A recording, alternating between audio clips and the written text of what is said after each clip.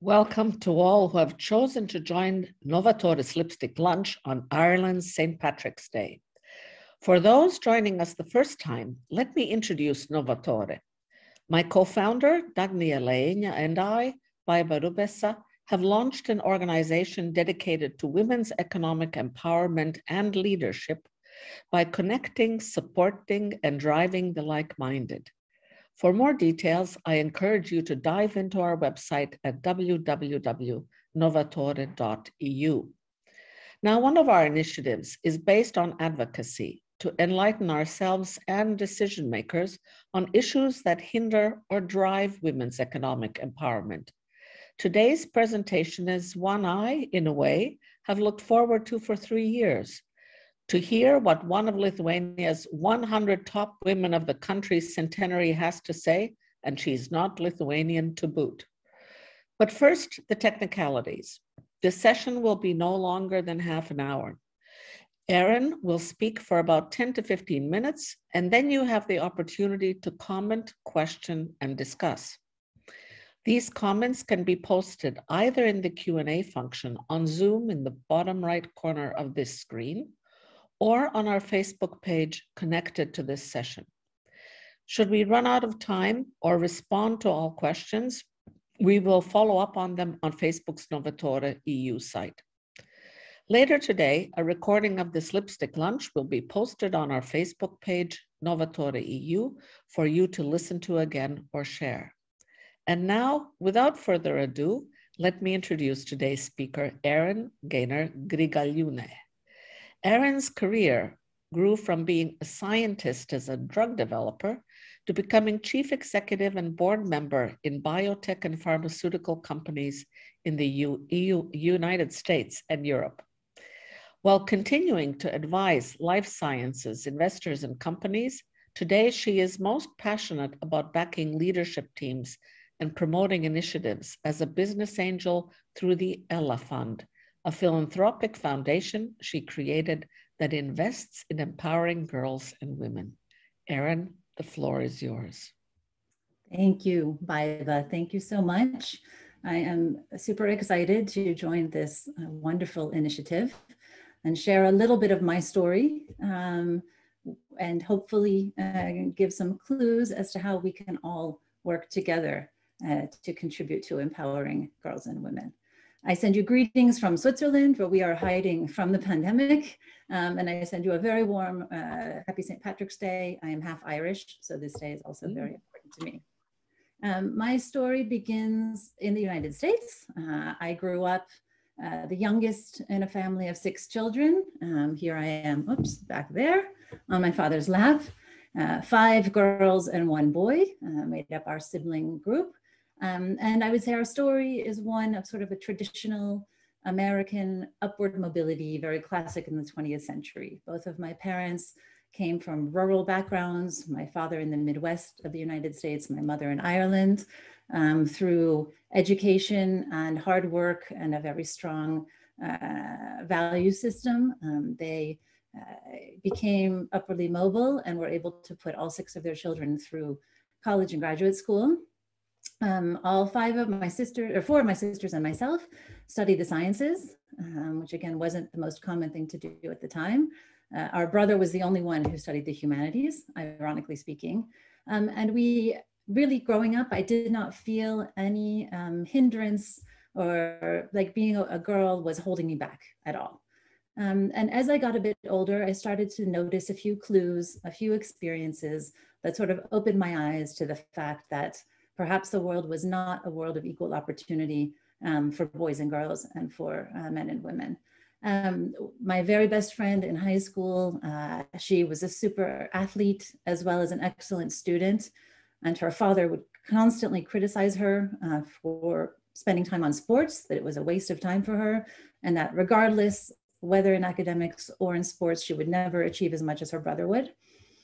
After graduating from university, I spent 2 years in Zimbabwe, in sub-Saharan Africa, as a Peace Corps volunteer, a teacher.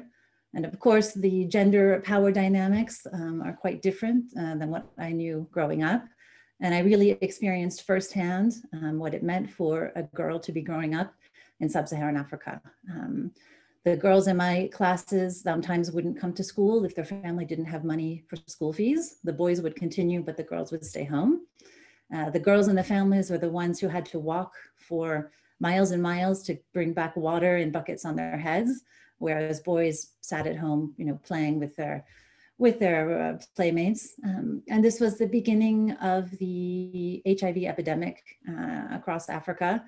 And already then in the 90s, there were myths, horrible myths circulating about how men could cure themselves of HIV by sleeping with a virgin girl.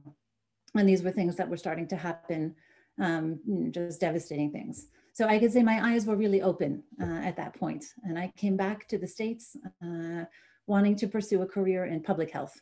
I have a PhD in epidemiology since. I imagined I would work for the World Health Organization, do something, to really help improve health around the world in the framework of what I had experienced in Zimbabwe. Now, at the same time, we have personal considerations that come into play. And when I finished my master's, my boyfriend was French, and we really wanted to live in the same place. So I started to look for a job in Paris. And I met through a mutual acquaintance, I met a gentleman named Andre, who had just started a pharmaceutical company focused on women's healthcare. And Andre really was and is a feminist, believes strongly in advancing women, believes strongly in women's healthcare, reproductive rights activist. So it was sort of an amazing opportunity for me to pursue this public health and empowerment framework that I had, but in a different context in the pharmaceutical industry. So I moved to Paris, not Emily in Paris, but Erin in Paris. And I spent about a decade developing drugs, flying around Europe and the world, working with commercial partners and regulators and manufacturing partners, growing the business and having a wonderful time. Andre, again, believed in me. Here I am actually scooting around Paris personally. And in 2009, he asked me if I would be willing to take over, succeed him as CEO of HRI Pharma, the company. So I took the plunge. I did an executive MBA at that point, took the plunge and became CEO of a rapidly growing pharmaceutical company. And again, another 7 years of pure excitement, incredible amount of work, a very dynamic team. I had a lot of women on my team. The healthcare industry and pharmaceutical industry is one where you do have a lot of women in senior positions, clinicians, scientists. So my management team was 50% women. Our overall company had about 70% women. And in 2016, we sold the business. And we went to talk to investors, prepared for an IPO, really wanted to realize all of this value that had been created. And it was a little bit of an aha moment for me, a wonderful crowning success of growing this business. But at the same time, this is what the deal signature looked like. A bunch of men in suits, bankers, investors, shareholders, a few women lawyers around, a few women on the investment team around, but basically a lot of men about to, make a lot of money on a business that was focused on women's healthcare and women products. And it just sort of struck me as some kind of disconnect. There was all of this growth and excitement. And then when it comes to the moment of key decision-making of the uppermost echelons of leadership and the people who make the most money out of these deals, but it ended up being a bunch of men in suits. And I had a bit of a revelation, I would say at that point. I could then decide whether I wanted to continue in this, very focused and intense operational career, or perhaps it was the time for me to take a step back. And I had the wonderful, I would say, financial opportunity to take a step back, because when we sold the company, that's when you exit and you earn some money. So I could finally take the time to ask myself how I wanted to spend my time and what I wanted to do, sort of with the bigger picture in mind moving forward. And so in I decided to keep a foot in the pharmaceutical industry with these sort of board level roles to keep that part of my career alive. But where I devote my energy and my time and my passion now is in investing in projects that empower women. So in 2017, I created the Elephant. The elephants are our mascots, also a nice play on the elephants. We are a venture philanthropy fund. We invest in projects, initiatives, companies that seek to empower girls and women. Now, sometimes that is direct and sometimes it's indirect. And I will share a few examples of what we've been doing. So we've invested now for about 3 years. We have a dozen investments or projects that we've invested in across 4 continents. They range from, I would say, traditional, more philanthropy. We have a program in Tanzania called the CCBRT, where we are helping women who suffer from fistula. It's a horrible condition related to prolonged childbirth. We are helping them get the healthcare they need, get some education and job skills training so they can go back to their villages and their communities and generate their own income and be in a different position in society. Another very different example is one where we are investing in an impact fund focused on water and sanitation. We are just one limited partner in a large fund, but interestingly, it provides microloans to predominantly women across Asia to get water, sanitation, toilets into their homes. And again, the impact for their families is remarkable. And from a financial point of view, they pay back their loans very well. And so it's actually, it makes a lot of sense financially. And the final type, we have a variety of investments. The ones that I think I'm most involved with personally are the ones where we provide seed funding and coaching for entrepreneurs, female founders, mainly in the social entrepreneurship space. We have one in Lithuania called Pocket Hero, a wonderful, inspiring woman who has designed clothing for children with type 1 diabetes who have to wear insulin pumps. And a friend of hers has children with type 1 diabetes, and she realized what a burden it was for them to not be able to move around freely and play like other children do. And so we were able to seed fund her project. She launched the brand at the end of last year and is now working on ramping up the communication. And that's one where, again, the funding is not much per se. It's not significant capital, but it's a combination of capital, being there for these female social entrepreneurs who sometimes feel a bit isolated and they don't have a strong network, and really providing the moral support and the encouragement to allow them to move forth with their projects. So there you have it, a bit of a flavor of what I'm doing now, what I'm focused on now. It's exciting. It's incredibly rewarding, more so than anything that I did in my time, 15 years in the pharmaceutical industry. And the reason that we do this is because I really do dream of a world in which every girl and woman can live to her full potential. Thank you very much, Erin. This is a very inspiring, actually, presentation or intervention.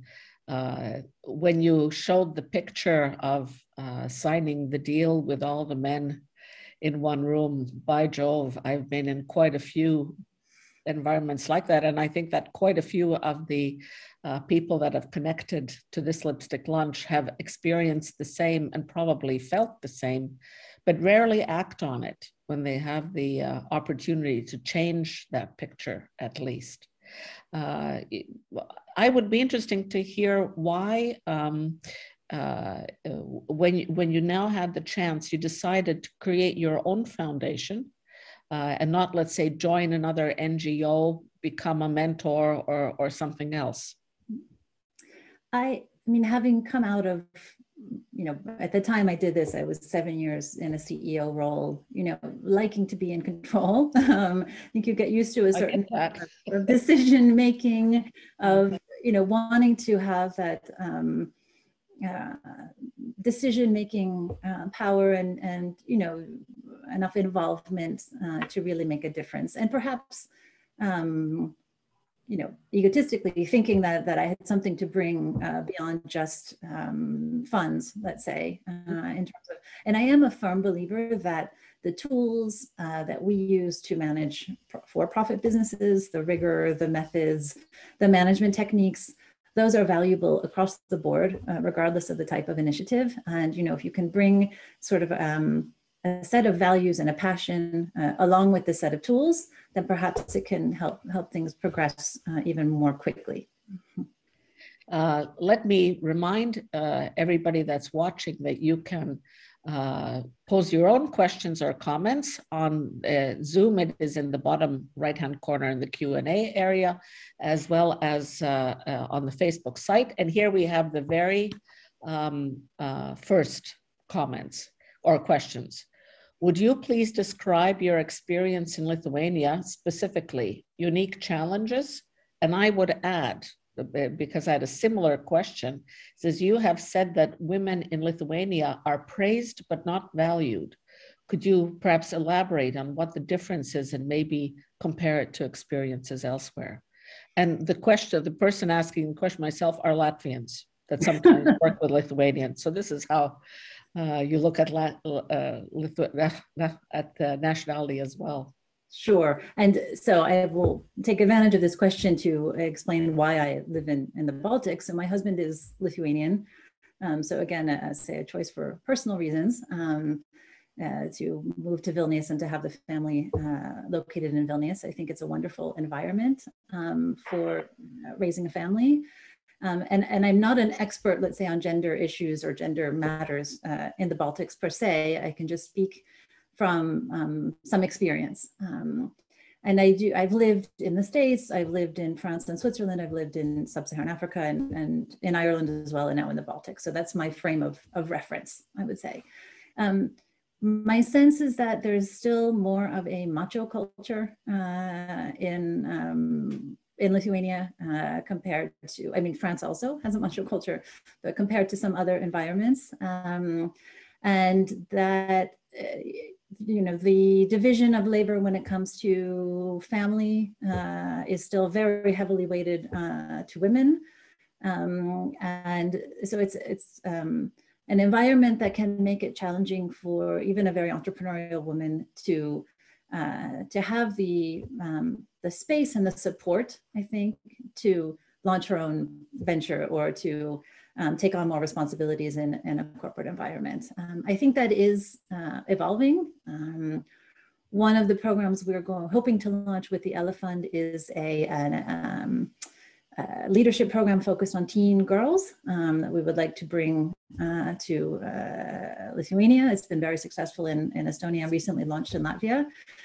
So, we feel very strongly that if you can catch women and girls at that age when their self-confidence unfortunately erodes, and you can really, start to build that confidence as they're getting into their 20s and the time when they really enter the professional world, then perhaps that can, this new generation coming through can help change some of the circumstances. But there's just, it's just a bit, I think there's a lot more family burden on women, and that does, create that much more of a barrier when it comes to trying to be very professionally driven.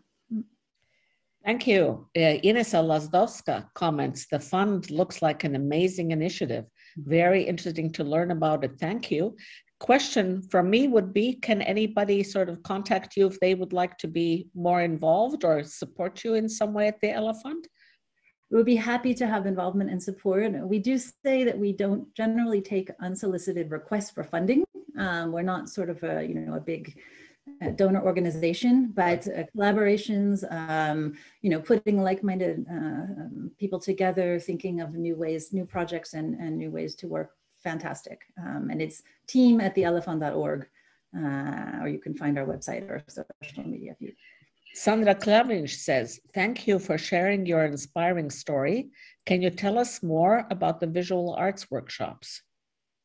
Aha. So this was a project started in Marijampolė in southern Lithuania.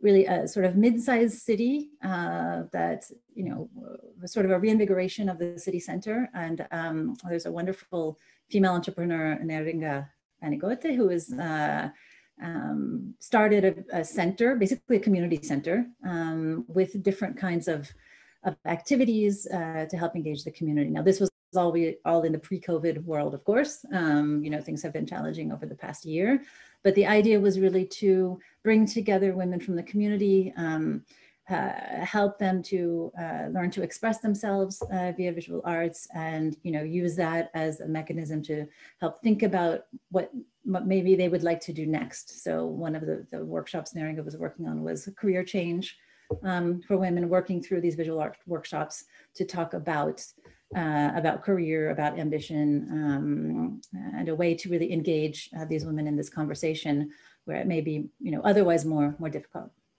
That's amazing. Let me ask you a question, perhaps from your previous career. Now, with COVID rampaging around the globe, the pharma industry is certainly top of mind everywhere. You've said that in spite of the pharmaceutical industry's poor reputation, the industry allows you to align values. So I have two questions out of that. Have you ever quantified the values of the companies you have worked for in business terms? And secondly, do you believe that gender influences the wish to pursue values instead of merely running a business?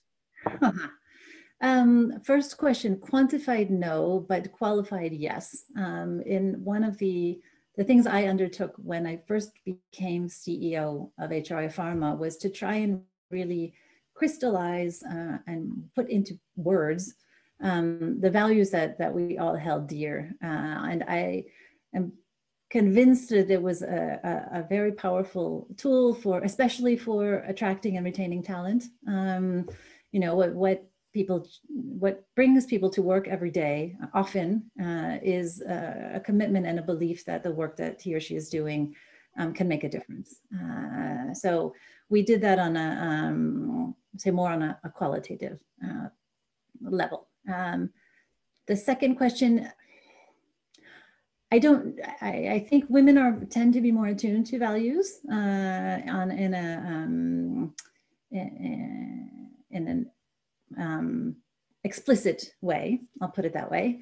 A story I love is one woman who came to work for us as a senior executive had come out of many years in big pharma. You know, very strong marketing person, very dynamic. And she came to start working for us and said, you know, a few months later, she told me, I knew that I was going to be working for a female CEO, but I kind of expected to meet somebody who's cold and, you know, kind of a traditional, maybe masculine leadership model, because that's what she had seen in previous interactions with senior female leaders. She's like, and then I met Erin.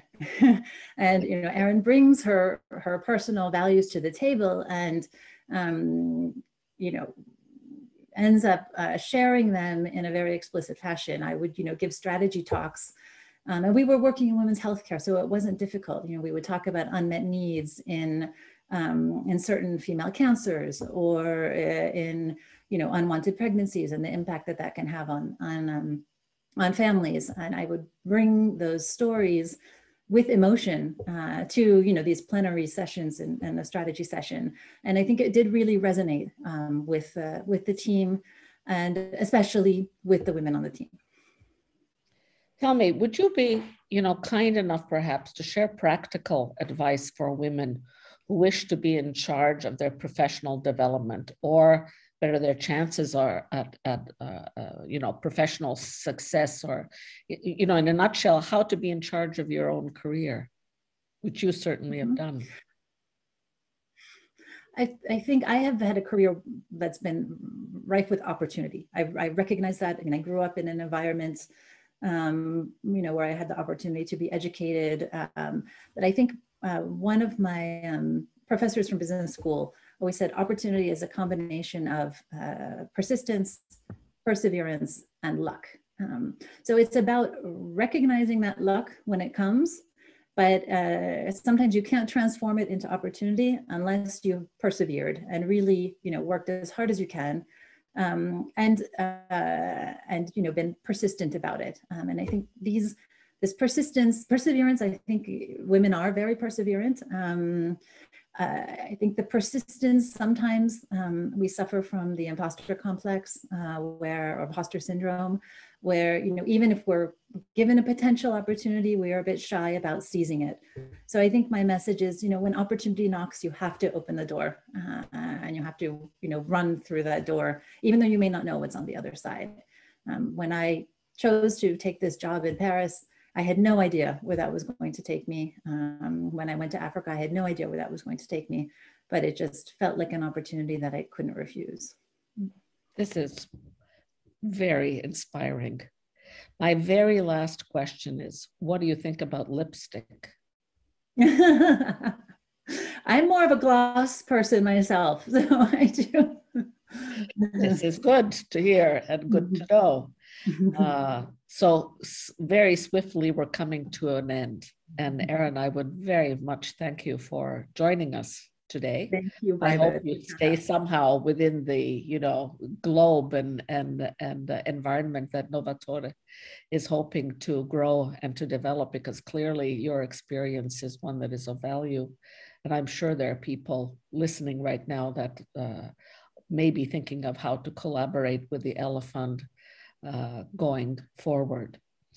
Now, next Tuesday, on March 23rd, Lipstick Lunch will be special in a few ways. First of all, the person who is Novatore's intellectual driver is Professor Linda Scott, and she will give a short intervention about the XX economy and what is key to women's economic empowerment. And I think some of the theses that Erin has just shared with us will resonate also in her lecture in an even more accurate form. Those of you that don't know, she is a professor of economy at the University of Oxford, among many other places. And the XX economy is also a book that she has written and genuinely inspired the creation of Novatore. Second uniquely special thing is that as she lives in the United States, lunch will turn into a coffee break, as Lipstick Lunch will be at 4 o'clock in the afternoon, Eastern European time, or 9 a.m. on America's East Coast. So please register and share this very unique opportunity to be able to interact with Professor Linda Scott live. And as it is St. Patrick's Day, may I wish that every day for you will be happy from the start, and may you always have good luck and a song in your heart. See you next Tuesday, and thank you very much for joining us today. That's Lipstick Lunch for today.